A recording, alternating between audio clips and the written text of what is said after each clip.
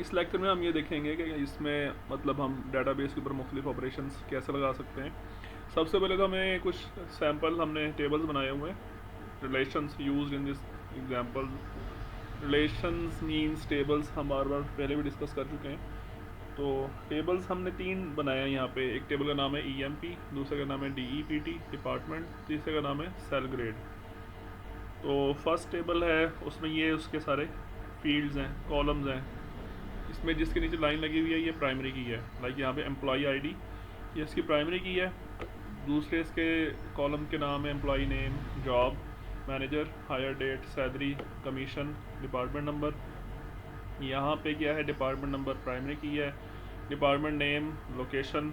Cell grade का table है, यहाँ पे ग्रेड का कॉलम है, लो सैलरी, हाई सैलरी, ये इसके कॉलम्स के नाम है। ये कुछ सैम्पल डाटा भी डाला हुआ है। ये डिपार्टमेंट का टेबल है, इसमें सैम्पल डाटा डाला हुआ है। 4 रिकॉर्ड्स हैं इसके अंदर। फर्स्ट रिकॉर्ड है डिपार्टमेंट नंबर 10 है, डिपार्टमेंट का नाम अकाउंटिंग है, डिपार्टमेंट की लोकेशन क्या है, न्यूयॉर्क। सेकंड रिकॉर्ड है डिपार्टमेंट नंबर 20, इसका नेम क्या है, रिसर्च, और लोकेशन क्या है, डैलस। 30 है सेल्स है, शिकागो है। 40 ऑपरेशन और बोस्टन है।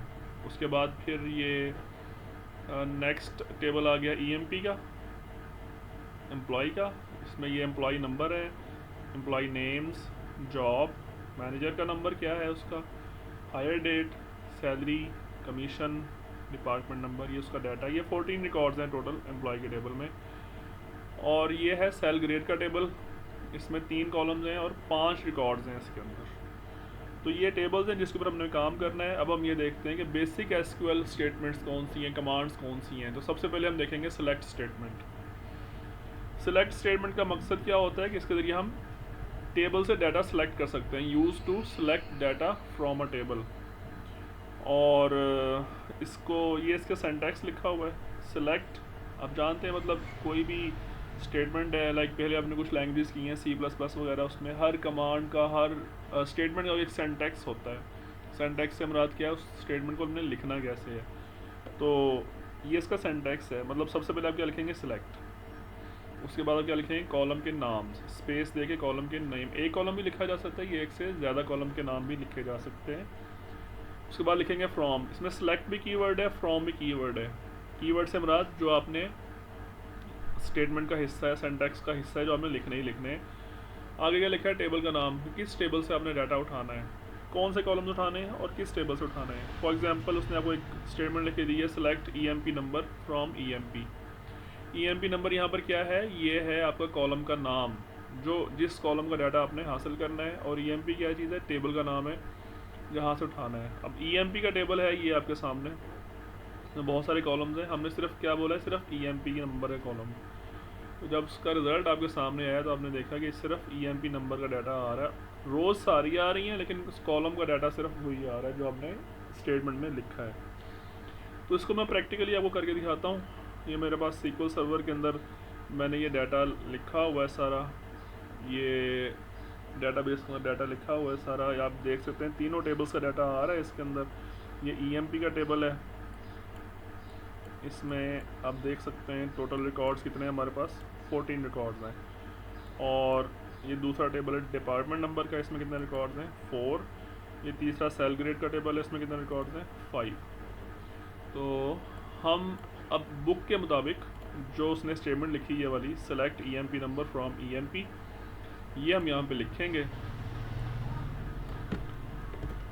कैसे लिखेंगे, select EMP number from EMP semicolon. अच्छा, ये जो सेमीकोलन है ये ओरेकल में लिखना लाजमी है, ओरेकल के डाटाबेस में, SQL सर्वर में लिखना लाजमी नहीं है। तो यहाँ पे आप लगा दें, चाहे आप ना लगाएं सेमीकोलन। लेकिन अगर आप पेपर में लिख रहे हैं वहाँ पे आप सेमीकोलन लिखेंगे, बिकॉज आपने जो बुक के मुताबिक आपने स्टेटमेंट लिखनी है, तो यहाँ पे आप सेमीकोलन लगाएंगे पेपर के पॉइंट ऑफ व्यू से। खैर, इसको हमने चलाना कैसे है, इस स्टेटमेंट को आप सेलेक्ट करेंगे और ऊपर एग्जीक्यूट पे क्लिक कर दिया तो आपके सामने ये आउटपुट आ गया। आप देख सकते हैं सारी रोज़ आ रही हैं 14, लेकिन डिस्प्ले कॉलम कितने आ रहे हैं, जस्ट 1 कॉलम डिस्प्ले हुआ है। नेक्स्ट स्टेटमेंट देखते हैं, लिखा है जी सिलेक्ट मल्टीपल कॉलम्स। अगर आप एक से ज़्यादा कॉलम सेलेक्ट करना चाहते हैं तो फिर क्या लिखेंगे, फिर आप लिखेंगे select EMP number comma E name. ये 2 कॉलम्स का नाम लिख दिया आपने, दरमियान में कॉमा लगा दिया, बाकी स्टेटमेंट सेम है। हम अपनी स्टेटमेंट चेंज करते हैं, ये यहाँ पे हम लिखते हैं EMP नंबर कॉमा ई नेम, इसको एग्जीक्यूट करते हैं। अब हमारे पास 2 कॉलम्स का डाटा आ गया, राइट। उसके बाद नेक्स्ट स्टेटमेंट है सेलेक्ट ऑल कॉलम्स। अगर आप चाहें तो इस तरह से आप कॉमा लगा के अगले कॉलम का नाम लिख दें, फिर कॉमा लगा के अगले कॉलम का नाम लिख दें, जितने चाहें कर दें। लेकिन अगर आप चाहते हैं कि मैंने सारे कॉलम्स देखने हैं तो फिर उसका क्या तरीका है, उससे शॉर्ट किया है, सेलेक्ट कॉलम्स के नाम की जगह पे लिख दें आप स्टैरिक। तो यहाँ पे कॉलम्स के नाम की जगह पे आप लिख दें स्टैरिक, एग्जीक्यूट करें, सारे कॉलम्स का डाटा आ गया, ठीक है। उसके बाद ये आपके सामने उसने रिजल्ट डिस्प्ले किया हुआ बुक के अंदर। नेक्स्ट स्टेटमेंट है select distinct statement. Select distinct, distinct का लफ्ज़ी मतलब होता है मुनफरद, नॉट डुप्लीकेट, यूनिक।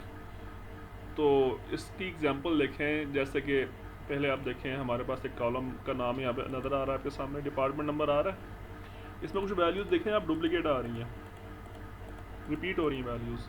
अगर हम सिंपली इस कॉलम का नाम लिखें डिपार्टमेंट नंबर, एग्जीक्यूट, तो ये सारी वैल्यूज़ आ गई।